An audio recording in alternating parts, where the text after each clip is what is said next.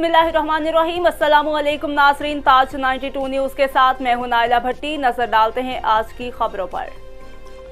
खबर शामिल करते हैं कश्मीर से। अलीबख्श मिरानी की रिपोर्ट के मुताबिक कंदकोट में गुज़श्ता रात पेश आने वाला रोड हादसा मिला स्टाफ पर अफसोसनाक वाक़या पेश आया।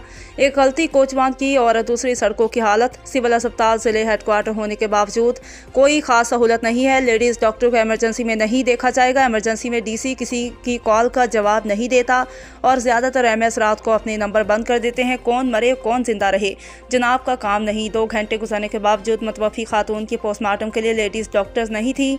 सदर अब्दुल गनी बचरानी, अकरम बचाकानी, इमरान खोसू और दीगर अहबाब शहर के शहरियों की कोशिशों से बिलाखिर जांबाहा खवातीन का पोस्टमार्टम कर दिया गया। उनकी एक वजह यह भी है कि हमारे ज़िला में साल से वही अफसरान तैनात है जहां अफसरान की मुद्दत मुकर्रर है, लेकिन हमारे ज़िला में ऐसा कुछ नहीं है।